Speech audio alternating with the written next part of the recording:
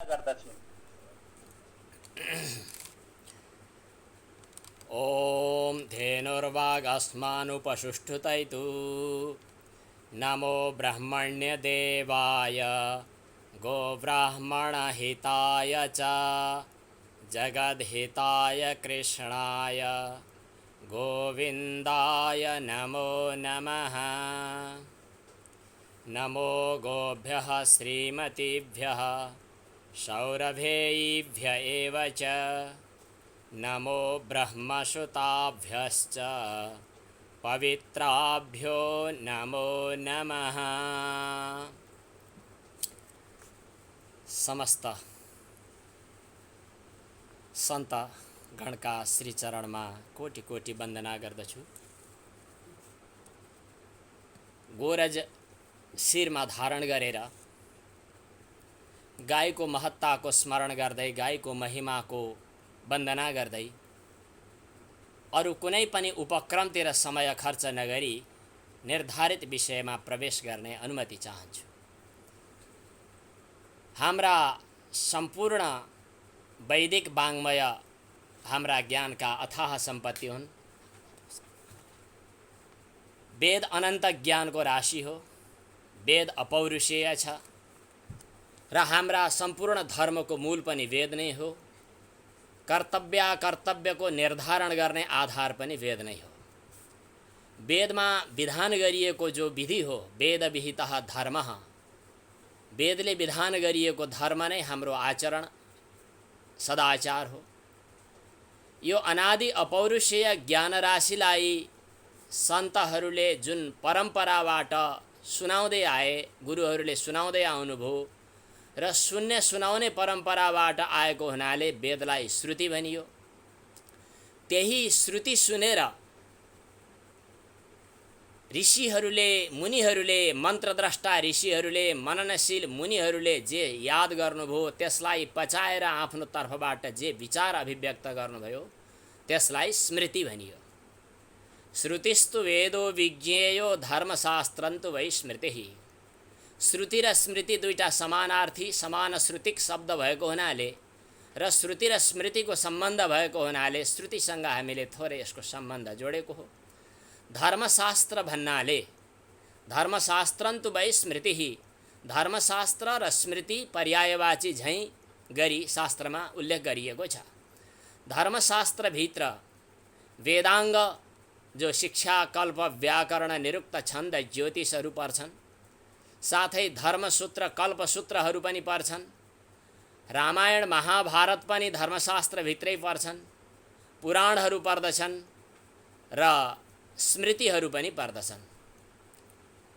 श्रुतिस्तु वेदो विज्ञेयो धर्मशास्त्रन्तु वै स्मृतिः ते सर्वार्थेष्वमीमांसे। मनु भन्नुहुन्छ ती श्रुति र स्मृति सम्पूर्ण हाम्रा कर्तव्यको निर्णयका लागि परिपालन योग्य छन्। यहाँ कुनै तर्क कुतर्क वितर्क गर्नु आवश्यक छैन, किनभने श्रुति र स्मृति यी दुवैबाट धर्म प्रकट भएको छ। यसै गरी धर्मका चारवटा पाउहरू अथवा धर्मका चार आधारहरू भन्ने क्रममा पनि महत्त्वपूर्ण स्थान पहिलो वेदको छ भने दोस्रो चाहिँ स्मृतिको छ। वेदोऽखिलो धर्ममूलम् स्मृतिशीले च तद्विदाम् आचारश्चैव साधूनाम् आत्मनस्तुष्टिरेव च। यस प्रकार श्रुति र स्मृति हाम्रो कर्तव्य र अकर्तव्यको निर्णय गर्ने प्रमुख आधार हुन् र ती श्रुति र स्मृतिले जे विधान गरे त्यो हाम्रो लागि धर्म हो र जे निषेध गरे त्यो हाम्रो लागि अधर्म हो वा कुकर्तव्य हो, अकर्तव्य हो। वेद विहित कर्मजन्यः धर्मः, निषिद्ध कर्मजन्यः अधर्मः। यही मूल वचनलाई पुराणले पनि यसरी अभिव्यक्त गरेको छ। वेद प्रणिहितो धर्मो ह्यधर्मस्तद् विपर्ययः। अब धर्म भनेको के हो यस सम्बन्धमा छुट्टै विचार र छलफल विचार विमर्शहरू हुन सक्छ, तर हाम्रो विचारमा शास्त्रको निष्कर्ष हामीले निकालेको हाम्रो कर्तव्य नै धर्म हो। धारणा धर्म इत्याहुर्धर्मो धारयते प्रजा। कुनै भिन्न भिन्न धर्महरू हुने अनि व्यक्ति विशेषका व्यक्ति पिच्छेका छुट्टा छुट्टै नामहरू हुने अनि यो धर्म छोडेर अर्को धर्म समाउने, यस्तो त हुँदैन। र त्यो धर्मको निर्णय गर्ने आधार भनेको यिनै श्रुति र स्मृति शास्त्र हुन्। तस्मात् शास्त्रम प्रमाणन्ते, कार्याकार्य व्यवस्थितौ, कर्तव्य र अकर्तव्यको निर्धारण गर्न यिनै श्रुति र स्मृति नामक शास्त्रहरू हाम्रा प्रमुख आधार छन्। ज्ञात्वा शास्त्र विधानोक्तम कर्म कर्तुमिहारसि, शास्त्रले निर्धारण गरे बमोजिम हामीले कर्म गर्नुपर्दछ। अब स्मृतिको सम्बन्धमा ब्रह्मसूत्रमा, वेदान्त सूत्रमा सूत्रकार वेदव्यासले स्मर्यते च भनेर स्मृतिको सङ्केत गर्नुभएको छ। भगवद् गीतामा भगवान श्रीकृष्णले ऋषिभिर्बहुधा गीतम छन्दोभिर्विविधै भनेर, छन्दोभि विविधै वेदले र ऋषिभि बहुधा गीतम, ऋषिहरूले जे विचार विमर्श गर्नुभयो त्यसलाई स्मृति भनेर बताइयो। वेदान्त दर्शनको परम्परामा तीनटा प्रस्थानहरू प्रसिद्ध छन्। एउटा श्रुति प्रस्थान, अर्को स्मृति प्रस्थान र अर्को न्याय प्रस्थान।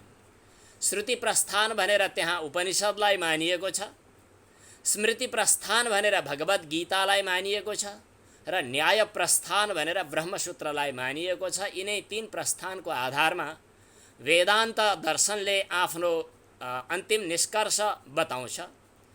त श्रुति र स्मृति यी दुवै जो हुन् हाम्रा, चाहे त्यो ब्रह्म विचारको लागि होस् चाहे त्यो धर्म विचारको लागि होस्, महत्त्वपूर्ण आधार हुन्। वेदको व्याख्या गर्नका लागि पनि स्मृति आवश्यक पर्छ। वेदले के बताउन खोजेको हो भन्ने कुरा स्पष्ट त्यसै थाहा हुँदैन।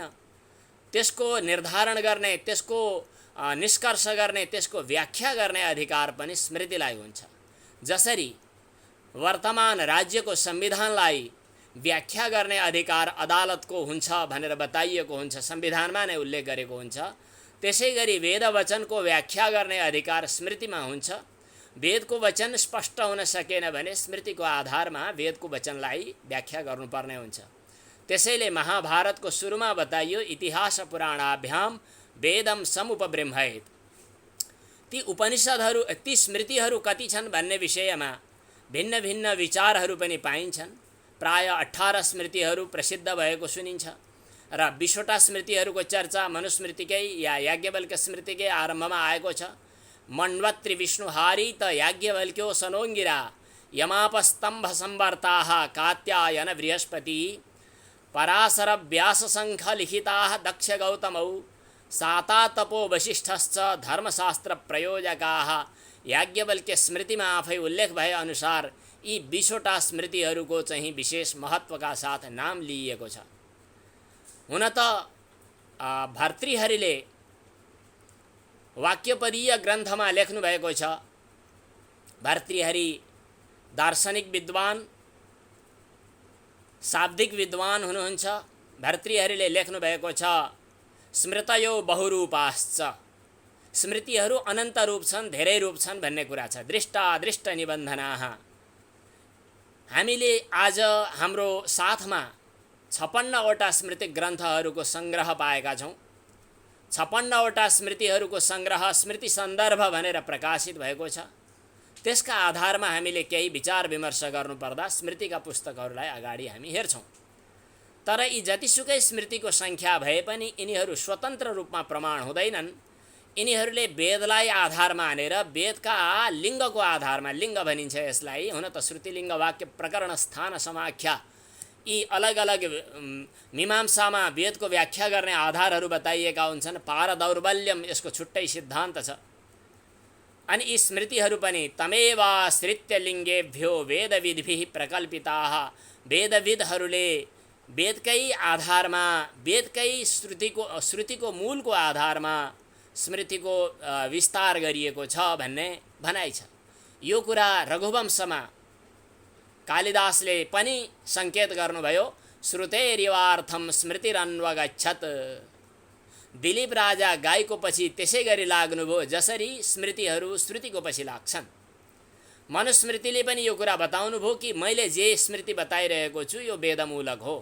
यः कस्यचित् धर्मो मनुना परिकीर्तितः स सर्वो विहितो वेदे सर्वज्ञानमयो हिसः, वेदलाई सर्वज्ञान निधान भनेर बताइएको छ। अब तर्क गर्नेहरूले आफ्ना तर्कको आधारमा आजको विज्ञानले प्रमाणित गरेको छ कि छैन, मलाई यस्तो लाग्दैन, कुनै कसले यसो भन्यो भनेर श्रुति र स्मृतिलाई तलमाथि गर्ने कुचेष्टा गर्छ भने त्यसलाई हामी नास्तिक भन्छौँ, वेदनिन्दक भन्छौँ र हाम्रा कुनै पनि कर्ममा उसलाई स्वीकार गर्न योग्य छैन भनेर तिरस्कार गर्दछौँ। योबमन्येत ते मूले हेतुशास्त्राश्रयाद्विजः स साधुभिर्बहिष्कार्यः सर्वनास्तिको वेदनिन्दकः। श्रुतिस्मृत्युदितं धर्मः, हरेक ठाउँमा श्रुति र स्मृतिलाई साथमा ल्याइएको छ र यी दुईटा आँखा हुन्। श्रुति स्मृतिश्च विप्राणाम नयने द्वे प्रकीर्तिते, यो स्मृतिकै उद्धरण हो। श्रुति र स्मृति चाहिँ ब्राह्मणका, ब्रह्मज्ञहरूका अथवा ब्रह्मनिष्ठ व्यक्तिहरूका दुई आँखाहरू हुन्। एउटा भएन भने पनि त्यसलाई अपाङ्ग जस्तै मानिन्छ, अङ्गहीन नेत्रहीन जस्तै मानिन्छ। दुईटै छैनन् भने ऊ अन्ध नै हुन्छ। श्रुति स्मृतिश्च विप्राणाम नयने द्वे प्रकीर्तिते काणः स्यात् एकहीनोऽपि द्वाभ्याम अन्धः प्रकीर्तितः। न श्रुतिर्न स्मृतिर्यस्य न शीलं न कुलं यतः, जसले श्रुति स्मृतिको अनुसरण गरेन अनि कुल परम्पराबाट श्रुति स्मृति प्रतिपादित वेदको सदाचारको रूपमा वैदिक मर्यादाको परिपालन गर्न पनि सकेन, तस्य जन्म वृथा ज्ञेयम त्वन्धक स्यात्रिरब्रवीत, त्यो अन्धक हो, त्यसको जन्म वृथा छ भनेर अत्रि स्मृतिमा अत्रिले बताउनु भएको छ। त्यसैले हामी गोचेतना सम्बन्धी जो चर्चा गर्दछौँ श्रुति र स्मृति दुवैको आधारमा गर्दैछौँ र आज यथासम्भव स्मृतिको आधारमा गाईको महत्त्वको जे चर्चा छ यो म उल्लेख गर्दछु। यद्यपि परम्परागत संस्कारको रूपमा हाम्रो नेपाली परम्परामा खास गरी स्मृत्युक्त त्यो गोचेतनाको जड त्यो गोचेतनाको संस्कार हामी सबैको जीवनचर्यासँग जोडिएर आएको छ। त्यसैले स्मृतिको आधारमा आज गोचेतना सम्बन्धी जे कुरा म बताउँछु त्यो यहाँहरूको अन्तर्निहित हृदयभित्र रहेको अथवा भनौँ रगतभित्र रहेको, नसाभित्र रहेको एउटा वंशाणुको रूपमा रहेको, डिएनएको रूपमा रहेको ऋषि संस्कारलाई उद्बुद्ध गर्ने विषय मात्रै हो। यो ऋषि संस्कार यहाँहरू सबैको भित्र हुनुपर्दछ र हर नेपालीहरूको भित्र हुनुपर्दछ छ पनि। त्यसलाई यदि हामीले कुनै न कुनै रूपमा गोमांस भक्षण गरेर वा गोमांस मिश्रित विदेशबाट आयातित मिष्टान्न भक्षण, मिष्टान्नको नाममा, चाकलेहको नाममा भक्षण गरेर समाप्त गरेका छैनौँ भने हामी भित्र, हर नेपाली भित्र त्यो ऋषि सभ्यता, ऋषि संस्कृति र स्मृति सभ्यता जडको रूपमा मतलब अनुस्यूत भएर रहेको हुनुपर्दछ भन्ने हाम्रो मान्यता हो। हामी हर कर्म गर्दा, ब्राह्मणको तिलक गर्दा गो ब्राह्मण हितार्थाय अथवा नमो ब्रह्मण्य देवाय गो ब्राह्मण हिताय च हामी भन्दछौँ। भगवानको अवतार गाईको र ब्राह्मणको रक्षाको लागि हुन्छ भन्ने हामीलाई थाहा छ। भगवान किन जन्म लिनुहुन्छ? गोद्विज हितकारी, गाई र ब्राह्मणको हितका लागि धर्म रक्षार्थ गोरक्षा आवश्यक छ। मलाई यतिखेर श्रीमद् भागवतको त्यो प्रसङ्ग याद आइरहेको छ कि धर्मलाई उन्मूलन गर्नु पर्यो भने के गर्ने त भन्दा ब्राह्मणलाई दुःख दिने, गाईलाई दुःख दिने। यही काम कतै थाहा नपाएर हो कि थाहा पाएर हो, नियतवश हो कि अज्ञानवश हो, हामी कहाँ हुने प्रयास दुश्चेष्टा भइरहेको छ। त्यसैले यो स्मृति चेतनाको पुनर्विचार गर्नु आवश्यक हुन गएको हुनुपर्छ। मूलम हि विष्णुर्देवानाम, देवताहरूको मूल भगवान विष्णु। यत्र धर्मः सनातनः, जहाँ सनातन धर्म प्रतिष्ठित छ, तस्य च ब्रह्म गोविप्राः तपो यज्ञाः सदक्षिणाः। ब्राह्मण, गाई अनि ब्रह्म वेद अनि तपस्या र यज्ञहरू जहाँ दक्षिणा सहित हुन्छन्, यिनीहरूलाई समाप्त गर्नका लागि हामी के गरौँ त? पहिला ब्राह्मणलाई दुःख दिउँ, त्यसपछि गाईलाई पनि हामी उथलपुथल पारिदिउँ। तस्मात् सर्वात्मना राजन ब्राह्मणान ब्रह्मवादिनः, दैत्यहरूको, दुष्टहरूको, कंसका भारदारहरूको सल्लाह यो। तपस्विनो यज्ञशीलान गाश्च हन्मो हविर्दुगः विप्रा गावश्च, किनभने यो कुरा ठिकै भनेको छ त्यहाँ। विप्रा गावश्च वेदाश्च तपः सत्यम दमः समः श्रद्धा दया तितिक्षा च क्रतवश्च हरेस्तनु, भगवानको विग्रह भनेको यिनै हुन्, ब्राह्मण हुन्, गाई हुन्, वेद हुन्, तपस्या हो, सत्य हो, दम इन्द्रिय निग्रह हो, शम मन निग्रह हो, श्रद्धा हो, दया हो, तितिक्षा हो, यज्ञ हो। आज ब्राह्मणको ब्राह्मणत्वको चर्चा गर्दा सङ्कोच मान्नुपर्ने, आज वैदिक सनातन संस्कृतिभित्रका महत्त्वपूर्ण बिन्दुहरूको चर्चा गर्दा दायाँ बायाँ झ्याल बाहिर हेर्नुपर्ने, गाईको रक्षा सम्बन्धी चर्चा गर्दा विभिन्न किसिमका अर्कै नराम्रा चर्चा चिन्तनहरू अगाडि बढ्ने, यो त ज्यादै चिन्ताको विषय हो। त्यसैले हाम्रो सभ्यताको रूपमा रहेका गाईलाई स्मृतिले कुन रूपमा लिएका छन् पुनर्विचार गर्नु आवश्यक भएको हो। सर्वप्रथम हामी गाईलाई मङ्गलको रूपमा, 8वटा महत्त्वपूर्ण मङ्गलका विषयहरू हुन्छन् भनेर स्मृतिशास्त्रमा बताएको छ। लोकेस्मिन् मङ्गलान्यष्टौ, 8वटा मङ्गलका विषयहरू के? ब्राह्मणो गौर हुतासनः, ब्राह्मण, गाई र अग्निदेवता, अनि हिरण्यम सर्पिरादित्यः, हिरण्य सुवर्ण, सर्पी घिउ, आदित्य सूर्य, आपः जल, अनि राजा तथाष्टमः, यी 8वटा महत्त्वपूर्ण मङ्गलका विषयहरू हुन् भनेर शास्त्रमा बताइएको छ। अब त्यो मङ्गलको विषय भएको गाई के हो त? किन गौ भनियो? गौको उत्पत्ति के हो, कसरी हुन्छ र स्मृतिशास्त्रमा गौको उत्पत्ति र महत्त्वको सम्बन्धमा के कुरा उल्लेख गरेको छ, यस विषयमा हामी अगाडि बढौँ। स्मृतिशास्त्रको त्यो वचनमा प्रवेश गर्नुभन्दा अगाडि गौ शब्दको व्युत्पत्ति पनि हामी विचार गर्न सक्छौँ। गच्छति इति गौ, गमयति इति गौ। जो स्वयं गतिशील छ, जो स्वयं आफू गतिशील भइकन समाजलाई उन्नतिमा, प्रगतिमा अगाडि गतिशील बनाइरहन्छ, दुवै अर्थमा, कर्म अर्थमा पनि र स्वयं कर्ता अर्थमा पनि गौ शब्द सिद्ध हुन्छ। गमेर डौ, गच्छति इति गौ, गमयति इति गौ। त्यही गौलाई उच्चारण गर्दा गर्दै गौ उच्चारण गर्नुपर्ने गौ उच्चारण भयो, अनि हिन्दीमा गाय उच्चारण गर्न थाले, हामी गाई भन्न थाल्यौँ, अनि आङ्ग्लहरूले काउ भन्न थाले। यो काउको पनि मूल त गाउ नै हुनुपर्दछ र गौ नै हुनुपर्दछ। वेदमा बताइएको उक्षा, जहाँ वेदमा धेरै ठाउँमा उक्षा शब्दको कुरा आएको छ, पुराणहरूमा वृषको कुरा आएको छ, त्यो उक्षालाई अचेल अक्स भनेर चर्चा गर्न थाले। अक्सफोर्ड युनिभर्सिटी नाम रह्यो, त्यसको मूल के हो? भाषा वैज्ञानिकहरूले विचार गर्दैछन् उक्षप्रस्थ, उक्षप्रस्थबाट अक्सफोर्ड बन्यो। यसको तात्पर्य हो वेदमा उल्लेख भएको उक्षाको कति महत्त्व रहेछ। मैले त प्रसङ्गवशात यद्यपि विषयान्तर हुन जान्छ, 2टा शब्दहरूको मात्र सङ्केत गर्दछु। अहिले स्विडेन र डेनमार्कको चर्चा छ। धेनु मार्गबाट डेनमार्क भएको, सुधेनुबाट स्विडेन भएको र ती देशहरूमा समेत वेदमा उल्लेख भएका धेनुको चर्चा भएको भन्ने कुरा मैले सुनेको छु। यो अनुसन्धानको र आधुनिक भाषा विज्ञानको विषय हो, म त्यता गइनँ। वेदमा गाईको सृष्टि यज्ञका निमित्त भएको हो भन्ने कुराको उल्लेख गरेको छ। तस्मात् यज्ञात् सर्वभूतः गावो हजज्निरे तस्मात् तस्मात् जाता जावयः। सर्वप्रथम यज्ञका लागि गाईको सृष्टि भयो। गावो हजज्निरे तस्मात्, यज्ञार्थम गावः सृष्टाः, मनुको यो भनाइ छ। गाईको सृष्टि कसरी भयो भन्ने सम्बन्धमा धेरैवटा वचनहरू, धेरै प्रक्रियाहरू शास्त्रमा आएका छन्। उदाहरणको लागि 2-4वटा चर्चा गरौँ। ब्रह्मवैवर्त पुराणमा प्रकृति खण्डमा गोलोकमा नित्य प्रकट भएकी गाई सुरभि भनेर उल्लेख गरेको छ। म सङ्केत मात्र गर्दछु, विज्ञेषु किमधिकम। यद्यपि यसलाई मसिनो गरी व्याख्या र विवेचना गर्नका लागि गो सप्ताहले होइन, लामो समय लाग्ने रहेछ। हामीले यो समाजलाई चेतना प्रसारित गर्नका लागि भनेर मात्रै हुँदैन भन्ने कुरा पनि छ, तर भन्नु पनि पर्दो रहेछ। सङ्केत मात्र आज म गर्दछु। गवाम अधिष्ठात्री देवी, गवाम आद्या गवाम प्रसु, गाईको आदि प्रसु जो हो। गवाम प्रधाना सुरभिर गोलोके सा समुद्भवा, गोलोकमा उत्पत्ति भएको भनेर पनि उल्लेख गरिएको छ।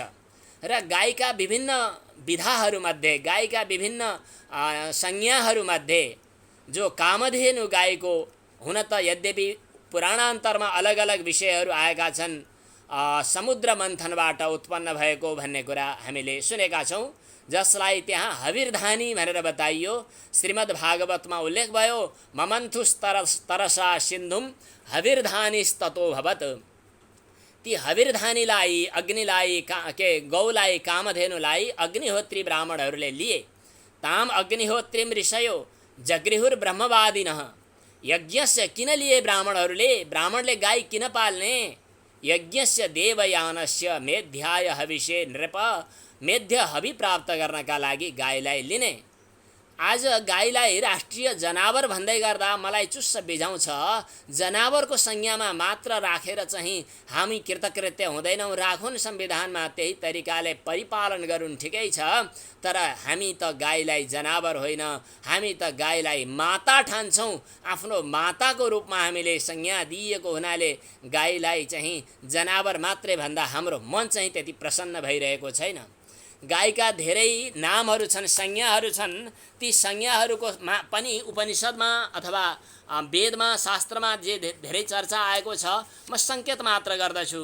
गाईका पर्यायवाची शब्द त धेरै नै छन्। सामान्यतया माहेयी, सौरभेयी, गौ, उस्रा, माता च श्रृङ्गिणी, अर्जुन्यघ्ना च रोहिणी इत्यादि अमरकोशमा उल्लेख गरेका गाईहरूका नाम छन्। माहेयी भनेर मह्यते पूज्यते, यस अर्थमा सबैभन्दा पूजित भएको हुनाले गाईलाई माहेयी भनियो।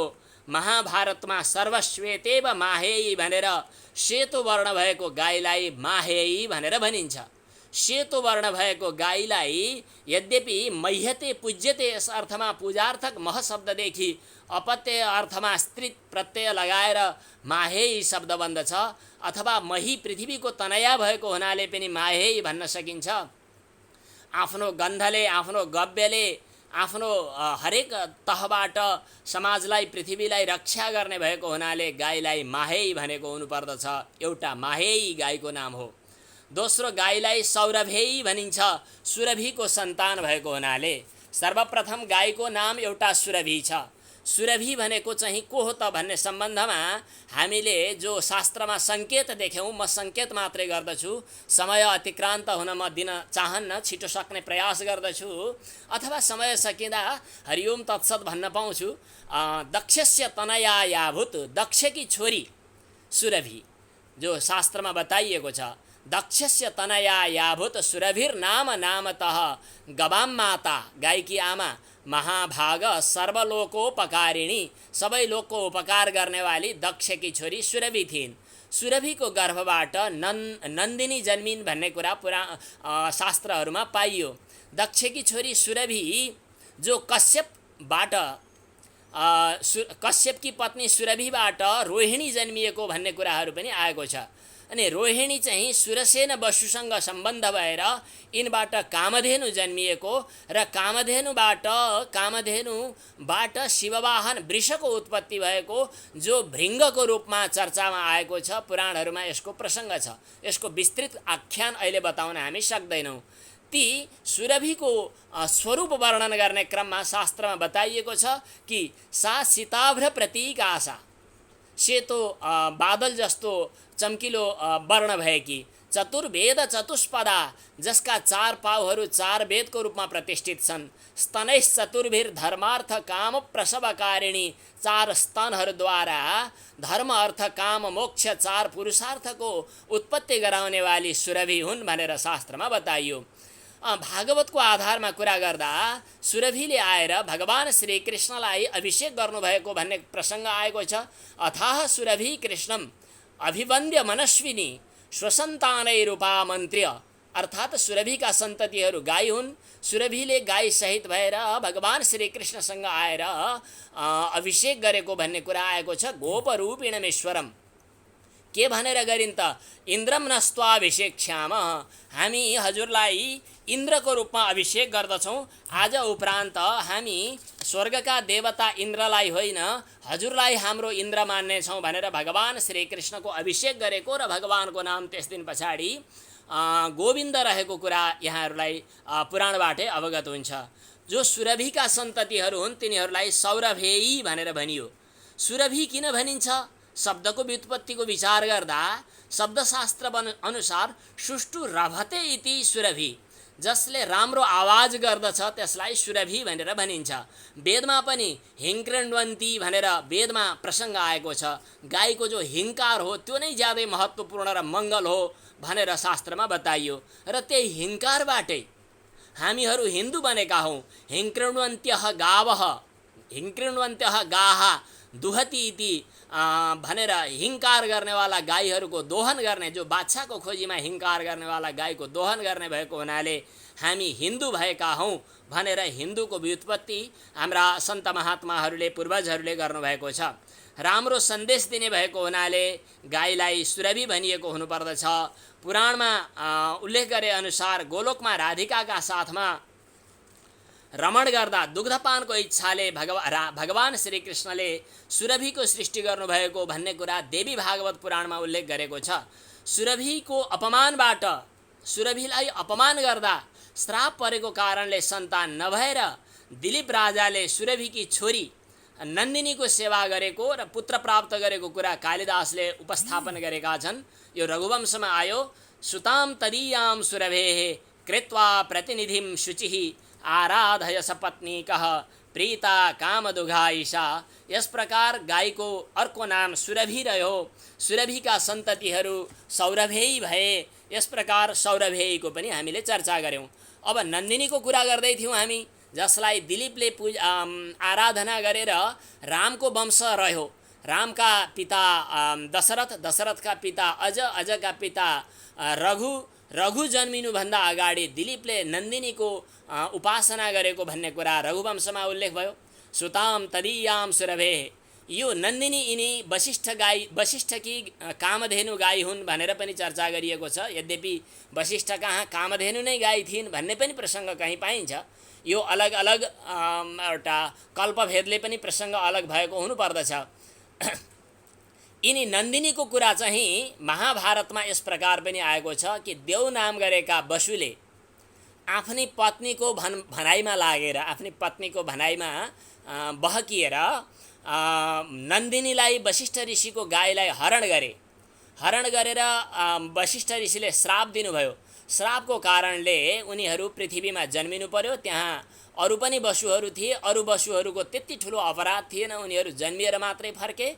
र जो भीष्म पितामह जन्मिए, यिनी नन्दिनीको हरण गरेको कारणले वशिष्ठ ऋषिको शापबाट जन्मिएका हुन् भन्ने कुरा महाभारतमा उल्लेख गरेको छ। अर्को कुरा, वशिष्ठ ऋषिको आश्रममा विश्वामित्र आउनुभयो एकपटक। विश्वामित्रलाई राजा विश्वामित्रलाई, सेनासहित राजा विश्वामित्रलाई वशिष्ठ ऋषिले कामधेनु गाईको दूध र परिकारको उपयोग गरेर ठुलो स्वागत गर्नुभयो। यो स्वागत गर्दा विश्वामित्र राजालाई आश्चर्य लाग्यो। यो कुटीमा आएर यति धेरै वैभव, यति धेरै खानपिन दिने व्यवस्था कसले गर्यो त भन्दा यो पक्कै पनि यिनै कामधेनु अथवा नन्दिनी गाईबाट भयो भन्ने सुनेपछि उनको हरण गर्न खोज्दा यहाँनेरि कामधेनुको पनि प्रयोग आएको छ। अलग अलग शास्त्रमा अलग अलग वचन छन्। वशिष्ठले कामधेनुलाई दिनु भएन। कामधेनुलाई नदिइसकेपछि अनि उनले युद्ध गरेर सबला कपिला गाईलाई हरण गरे भन्ने प्रसङ्ग शास्त्रमा आएको छ। अनि उनलाई हरण गर्न खोज्दा उनले चाहिँ एकदम निनाउरो भएर आँखाबाट आँसु बगाउँदै वशिष्ठ ऋषिसँग भन्नुभयो कि मलाई हजुरले दिन खोज्नु भएको हो र? वशिष्ठ ऋषिले भन्नुभएको दिन खोजेको होइन, तर मैले सकिनँ, के गरौँ, म त ब्राह्मण हुँ, युद्ध गर्ने मसँग हतियार छैन। त्यसो भए कपिला नन्दिनीले भन्नुभयो कि त्यसो भए म युद्ध गरौँ त? हुन्छ। वशिष्ठ ऋषिको आज्ञा प्राप्त गरेर गौले युद्ध गर्नुभयो। युद्ध गर्दा शरीरबाट भिन्न भिन्न प्रजातिका भिन्न भिन्न जातिहरू जन्मिए, जससँग ठुलो युद्ध भयो। यो प्रसङ्ग पनि शास्त्रमा आएको छ। यतिखेर विभिन्न शबर, हुण, किरात इत्यादिहरूको जन्म भएको प्रसङ्ग पनि शास्त्रमा उल्लेख गरिएको छ। यतिखेर कपिलाको पनि चर्चा आउँछ। हामी कपिला गाईको नाम लिएपछि कपिलाको बारेमा कुरा गरौँ। कपिला गाई चाहिँ भगवान विष्णुले नै ब्रह्माजीलाई दिनुभएको र ब्रह्माजीले भृगु ऋषिलाई दिनुभएको र भृगु ऋषिले फेरि जमदग्निलाई दिनुभएको कुरा चाहिँ शास्त्रमा उल्लेख गरिएको छ। मत्स्य पुराणमा यस सम्बन्धी विशेष प्रसङ्ग पनि आएको छ। कार्तवीर्य हैहय राजा सेनासहित जमदग्नि ऋषि कहाँ आउँदा जमदग्नि ऋषिले भव्य स्वागत गर्नुभयो। त्यो स्वागतबाट खुसी त भए, तर गाईको कारणले स्वागत हुन सक्यो भनेर गाईलाई हरण गर्न खोजे हैहय राजाले। अनि खुब युद्ध गरियो। युद्ध हुँदा हैहय राजाको युद्धबाट मतलब प्रहारबाट जमदग्नि ऋषिको मृत्यु भयो भन्ने प्रसङ्ग पनि आएको छ।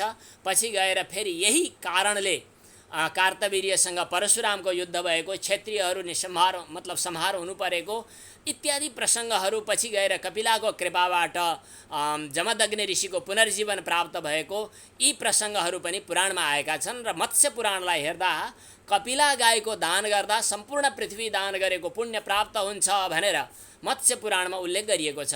र गाईको दुधको नै कुरा गर्दा कपिलायास्तु गोक्षीरम, अरू गाईको भन्दा पनि विशेष कपिला गाईको चाहिँ दुधको महत्त्व चाहिँ शास्त्रमा बढी विशेष ढङ्गले बताइएको भन्ने पाइन्छ। हामी गाईलाई शास्त्रमा माता शब्दकै रूपमा पनि सम्बोधन गरिएको छ। हाम्रा 7वटा माताहरू अथवा 5वटा माताहरू भनेर गन्ने क्रममा कहीँ 5वटा आमाहरूको चर्चा, कहीँ 7वटा आमाहरूको चर्चा छ। त्यस प्रसङ्गमा गाईलाई महत्त्वपूर्ण स्थान दिइएको छ। र स्मृतिशास्त्रमा उल्लेख भएअनुसार जननी जन्मभूमिश्च जाह्नवी वेदमातरः सुरभिस्तत्र विज्ञेया पञ्चैते मातरः स्मृताः, यी 5वटा आमाहरू हुन् भनेर बताइएको छ। जननी आफूलाई जन्म दिने आमा, जन्मभूमि आफ्नो जन्मभूमि, अनि जाह्नवी भनेको गङ्गा गण्डकी अथवा वेदमातरः वेदमाता गायत्री, अनि सुरभि, यी 5वटा चाहिँ हाम्रा आमाहरू हुन् भनेर शास्त्रकारले उल्लेख गर्नुभएको छ। शब्दकल्पद्रुममा उल्लेख भएअनुसार आदौ माता गुरु पत्नी ब्राह्मणी राजपत्निका गावी धात्री तथा पृथ्वी सप्तैता मातरः स्मृताः, यस्तो उल्लेख भएको पनि पाइयो। अब यस्तै श्रृङ्गिणी, अर्जुनी, अग्न्या इत्यादि गाईका पर्यायवाची शब्दहरू शास्त्रकारले बताएका छन्। रोहिणी भनेर पनि बताइएको छ। यी कतिपय रङ्ग वर्ण भेदले पनि र कतिपय गुणभेदले पनि गाईका विभिन्न चर्चाहरू आएका छन्। गाईको महत्त्वका सम्बन्धमा कुरा गर्दा गाई आमाभन्दा पनि बढी महत्त्वपूर्ण किन छिन् त भन्ने सम्बन्धमा स्मृतिमा एउटा यस्तो भनाइ पाइयो कि आमाले हामीलाई जन्म दिएपछि 2 वर्षसम्म करिब अथवा 3 वर्ष 4 वर्षसम्म करिब दुधले पोषण गर्नुहुन्छ आमाले, जन्म दिने आमाले। गाईले चाहिँ जीवनभर पोषण दिनुहुन्छ। गाईको दुध बिना हामी जीवनभर बाँच्न गाह्रो पर्छ। आमाको दुधले चाहिँ 2 वर्षसम्म वा 3 वर्षसम्म हामी बाँचेका हुन्छौँ। यस अर्थमा आमाभन्दा पनि गाईको मातृत्व बढी छ भन्ने कुरा बताइएको छ शास्त्रमा। मैले यसको लौकिक प्रयोजन र लौकिक आख्यानहरू, लौकिक विषयहरूलाई मैले पटक्कै छोएको छैन, समय ज्यादै कम हुनुपर्छ।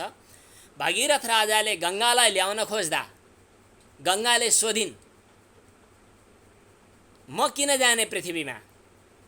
भगीरथ राजाले भन्नुभयो कि पृथ्वीका मानिसहरूलाई पवित्र पार्न र हाम्रा सगरका 60,000 सन्तानहरूलाई चाहिँ उद्धार गर्न। गङ्गाजीले फेरि सोध्नुभयो, म नहुँदा पृथ्वीमा यो पाप प्रक्षालन कसले गर्थ्यो? राजाले भन्नुभयो, भगीरथ राजाले भन्नुभयो कि गाईले पाप प्रक्षालन गर्नुहुन्थ्यो। ओहो, गाई त मेरो पनि वन्दनीय हुनुहुन्छ। म आउँदा गाईको महत्त्व कमी हुने त होइन, म आउँदा गाईलाई केही असर पर्ने त होइन? गङ्गाजीले सोध्नुभयो। अनि यो सन्देश सुन्ने बित्तिकै गाई तत्काल आएर भन्नुभयो कि मैले पाप प्रक्षालन गर्न ज्यादै कठिनाइ भइरहेको छ, मलाई पनि हम्मे पर्छ, मलाई साथ दिनका लागि पनि हजुर आउनै पर्दछ भनेर गाईले भन्नुभयो। गङ्गाजीले भन्नुभयो, होइन, म भन्दा हजुरको महिमा छ, मैले एक्लै पाप प्रक्षालन गर्न सक्दिनँ। गाईले भन्नुभयो, यो काम मैले गरेकै छु, म गर्दछु। तर गङ्गाजीले भन्नुभयो कि त्यसो भए जबसम्म गाईको मर्यादा पृथ्वी तलमा रहन्छ, जबसम्म गाईलाई सबैभन्दा महत्त्वपूर्ण माताको रूपमा सम्मान गर्दछन् समाजले, त्यतिखेरसम्म म पृथ्वीमा रहन्छु। जब गाईको महिमा कम हुन्छ त्यतिखेर मैले पनि केही गर्न सक्दिनँ भनेर गङ्गाजी सशर्त गाईसँग शर्त बाँधेर पृथ्वीमा अवतरित हुनुभएको हो भन्ने आख्यानको सङ्केत पनि हामीले स्मृतिहरूमा पायौँ।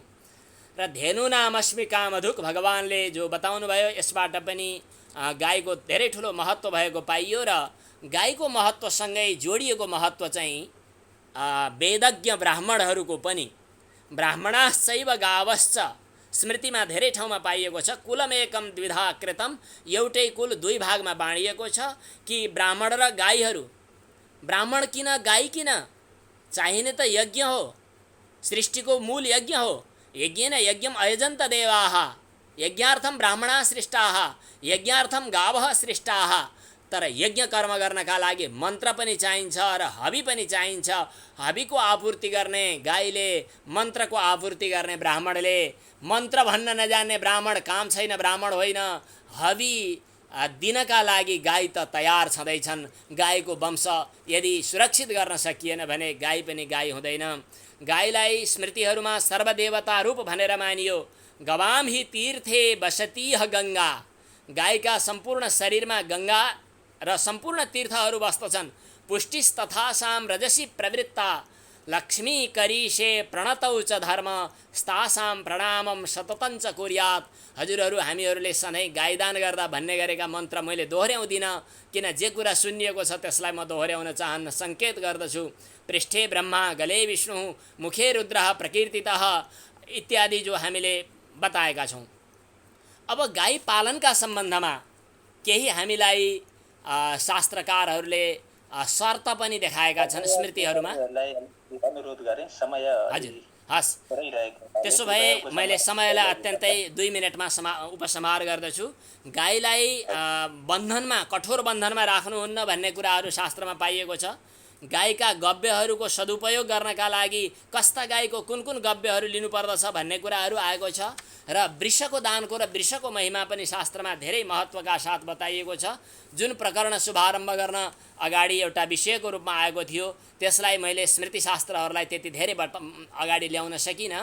र गोव्रत, गाईसँग सम्बन्धित धेरै व्रतहरू पनि शास्त्रमा बताइएका छन्।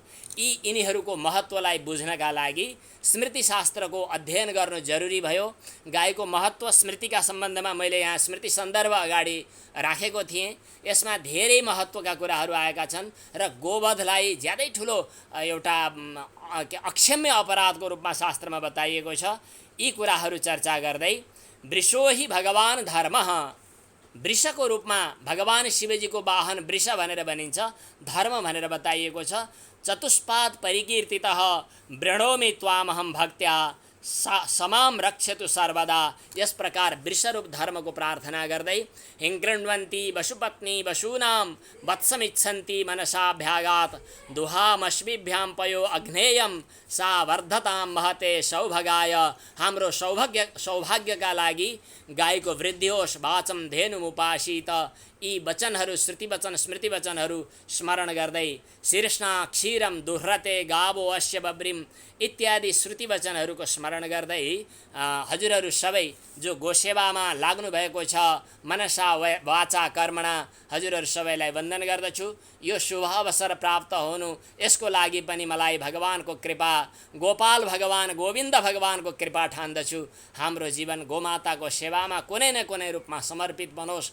शुभेच्छा सहित हजुरहरूले आयोजना गर्नुभएको कार्यक्रममा मैले हृदयतः मुरी मुरी प्रशंसा गर्दछु। यसलाई मैले वचनले धेरै प्रशंसाको शब्दहरू प्रयोग गर्न पनि सक्दिनँ, किनभने जहाँ अनिर्वचनीय भावहरू प्रकट हुन्छ त्यतिखेर म यस्तै अनिर्वचनीय अहोभाव, धन्यभाव व्यक्त गर्दछु। सबै सन्त चरणमा पुनः नमन गर्दछु। विशेष गरी यसको आयोजनामा लाग्नुहुने नन्दकिशोरजी र सम्पूर्ण सङ्घ संस्थाहरू, मैले नाम लिन समयको व्यय नगर्न चाहन्छु। हजुरहरू सबैलाई कोटि कोटि वन्दना गर्दछु। गोमाताको चरणमा फेरि वन्दना गर्दछु। हरि ओम तत्सत। ओम। धेरै धेरै आभार प्रकट गर्दछु श्री गुरुज्यूका प्रति।